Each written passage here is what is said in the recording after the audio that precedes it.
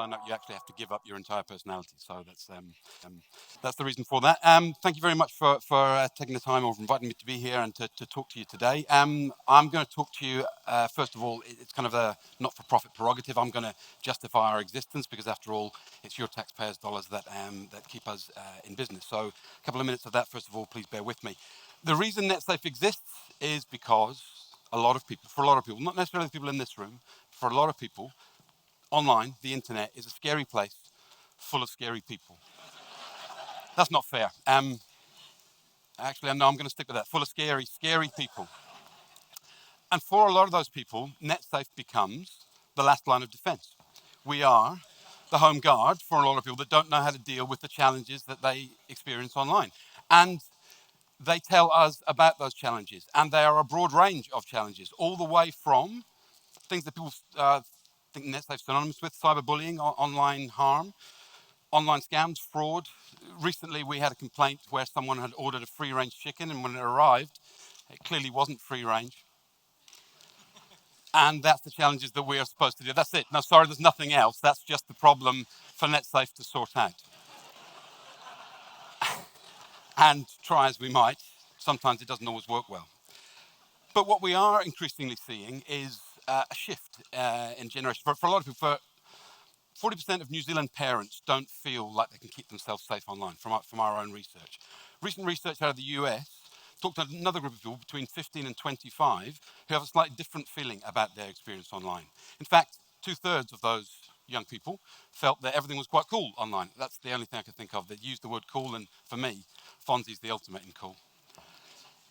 Everything's fine. It's not that bad a place. We're okay online. That they feel like things don't actually get to the kind of terrible situations that a lot of their parents talk about or that they go through cyberbullying lessons about in school. They don't feel that we get to those terrible situations. What we are seeing and feeling is a slight apathy towards online safety generally and towards harm, an inevitability around harm to some extent that they're going to experience it. So why are we so worried about it? When we talk to them in depth about the kind of things that they want to see, they want solutions that actually work for them. That what they want to know is that the things that they do will work. They don't want to experiment, and they want to be able to do these things for themselves. They want to fix situations for themselves and not have people tell them what to do and fix things for them. So what that means for us is it leaves a lot of the traditional online safety messages of ours and other organizations a little out of step, much like Morris dancing is. Because those messages are based on a very old broadcast feeling about what online is. And it's not that anymore, is it? It's way more participatory. What we end up with is what we call an online safety paradox, the same paradox as simple looking Swedish furniture that you require a degree in physics to assemble. We have the same paradox. You think about lots of safety messages, think about road safety or water safety. We have this idea that what you want to do ultimately is make somebody safer, you place restrictions on them, and they experience less risk and therefore they're safer. Lovely, convenient cycle. What we're seeing more often in a more participatory space is we're not actually able to or wanting to keep somebody safe. What you're wanting to make somebody is more capable. To do that, you need to give them more opportunity, and with that comes more complications, more challenges. This requires a fairly significant leap of faith in order to start doing it, because I'm not suggesting that anyone should go out there and deliberately harm other people so that they can feel a way to reduce that harm or learn for themselves. Because there are some things you just don't want to experiment with yourself. Because what that actually requires, what a little simplistic diagram was missing, is the fact that it requires extra support. If at times you don't know what to do, you do require some support in order to help you experience that and work out the way to fix it for yourself. So what do we do?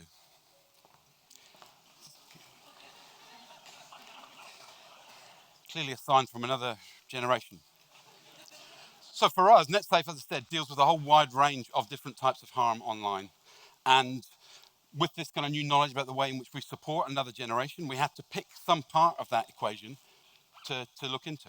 So dealing with people's emotional distress is probably not the best thing to experiment with for us, but by far the biggest category of reports, and we get close to 15,000 reported incidents a year at Netsafe of different types of online harm. By far the biggest category of reports is financial loss. People losing money because one day, and I don't know if this is familiar with you, but one day they get an email that said that someone really needs to be able to transfer some money outside of the country because of banking restrictions in their country. They require you, yes you, to be the recipient of that $21 million. And later on, they'll take some of the money back and you'll get some of the money and everything will be fine. Is that familiar to anybody at all? So that's what we chose. What do we need to do? Well, we needed to find some way of doing it. We couldn't do this on our own. We've been doing this work for a long time. Netsafe's been around since 1998. We needed some help. We were having discussions around this, and serendipitously, we had a conversation with a small agency called DDB. Actually, I don't think that that's small, are they? But we only met 2 people, so I thought they were small at the time. Turns out, they're enormous. And they'd been having the same conversations about, I'm sure they had, about scam and loss, because people within their own office had been experiencing losses due to scams. And that was the beginning of what we then built, which was a product called Rescam. So I want to play just a quick 1-minute video just to try and explain a little bit about what Rescam is and does. Every year, millions of people fall victim to email scamming. It's become a $12 billion industry, and there was no way to fight back. So Netsafe created a new weapon to scam the scammers. Hey, I'm Rescam, an artificially intelligent chatbot designed to fight scammers by imitating victims. With multiple personalities and an ever-growing vocabulary, there's no way for scammers to know that they're talking to a chatbot instead of real people. When you receive an email and suspect that it's a scam, simply forward it to Rescam, and the bot takes over the conversation, wasting the scammer's time with questions. Can I pay the transfer fee with petrol vouchers? No, US dollar only. False information. To avoid detection, I'm going to send my bank account details through one number at a time. Ready? 4. This is not necessary. 7.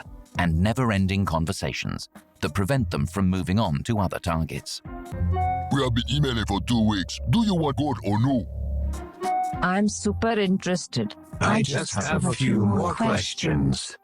To pull off the charade, Rescam uses natural language processing and a database of over 100,000 responses, which grows as the bot learns. After forwarding a scam, users could view their email threads for entertainment and share them online. Rescam shared its favorites as well and gave helpful safety tips, which got the world talking about email scams. Rescam is designed to Rescam earned 190 million media impressions, sent over 1 million emails to scammers, wasted over 5 years of scammers' time, and is making all data available to cybercrime agencies.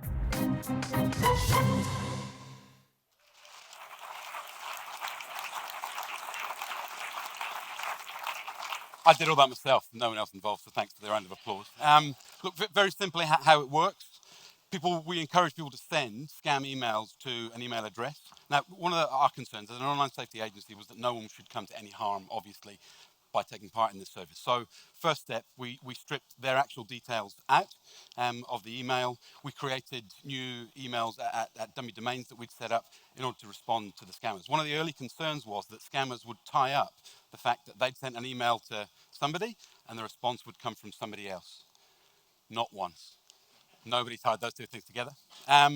We then send the scammer a kind of opening interested email and then watch. Rescam didn't respond to anyone unless they got an email back.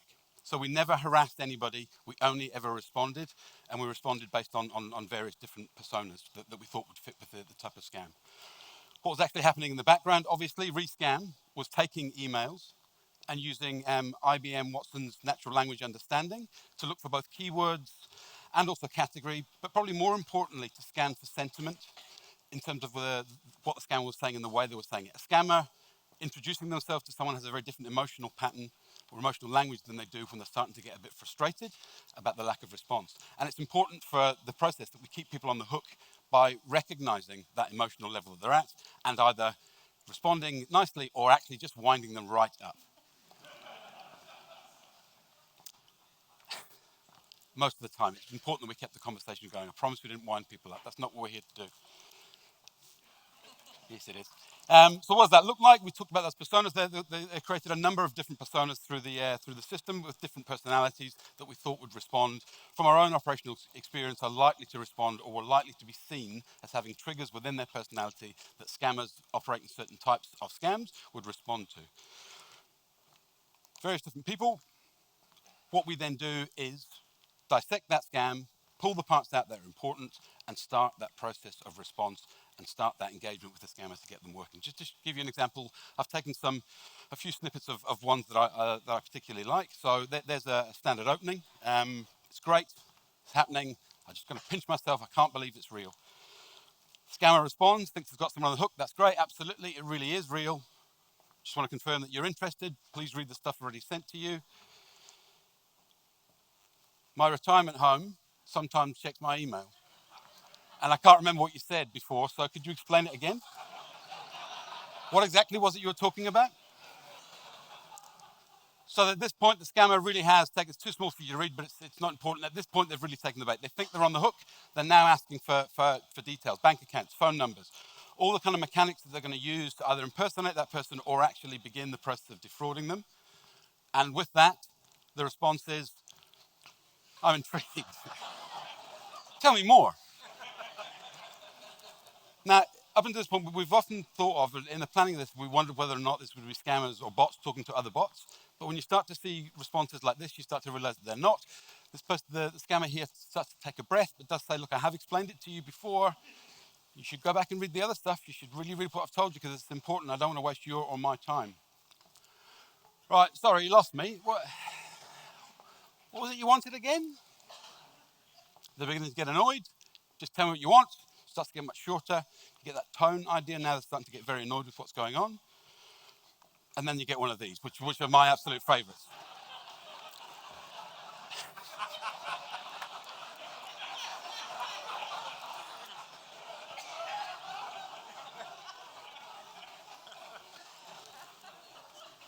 Now they are getting annoyed. They're also sensing the age of the person on the other end. They're trying to empathize with them. Look, I'm 57. Maybe I have some of those problems too. How old are you? You're not telling me what I need to know. I really need to know what it is that's going on. Sorry, it's bingo night.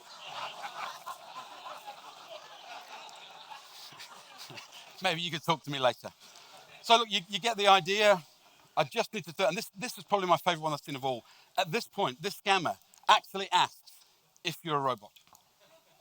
Am I actually chatting with a robot, they say? They're starting to get, these are real people on the other end of this. And the response is, look, my friend's just read it. Actually, I think you're the robot. So prove to me you're not by answering this existential question.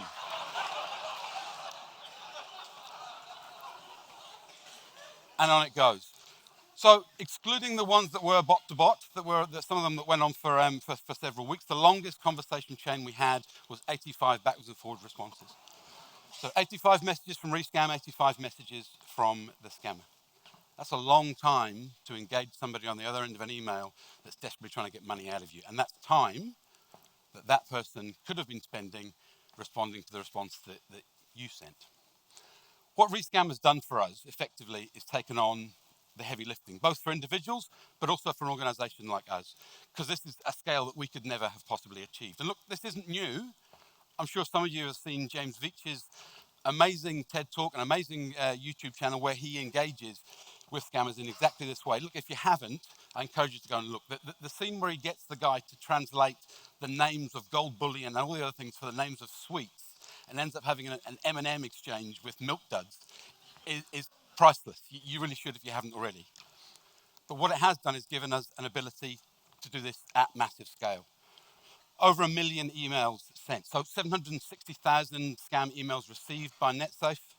Over 1 million emails sent. 5 years of time spent by scammers in trying to respond and get money out of people. Huge media presence. Huge media profile, which is, to be honest with you, part of the death of Rescam for us. The popularity was so great that we exceeded what was a 3-month plan in less than 6 weeks. We've learned a lot in this process. We've never tread in this ground before. what we have realized, it does take an awful lot of people. One of the biggest and earliest steps to fail for us was the human validation step. It was the people that were going through and saying, yes, that can go, yes, that can go. That's what dropped down. But what it has done for us is encouraged us to have conversations with other organizations in our space, keeping people safe online. Recently, we've had conversations with organizations in the US and Canada about using a thing called Project Arachnid, which uses AI technology to scan the internet looking for images of child sexual abuse and then contacting the hosts of those things and having them taken down. We are fully aware that there's an awful lot of data that we now have to steward, and it's very important for us that Rescam comes back in some way, shape, or form. But to do that, we need support, we need partnership, we need people to work with us, because we are a poor little not-for-profit. I can't believe I actually said that, but I did. That requires the support of others to help. Look, I just want to leave the last word to the scammers themselves. Part of the objective for us was making sure that we not annoyed, I didn't say that, we didn't annoy, but we wasted the time of scammers. And you can see these responses when people are talking about, you're actually wasting my time with all your repeated, we know it worked. And the truth is, part of it was to annoy them, and I think this probably says it well. We realized that we really did piss off some scammers. Thank you very much.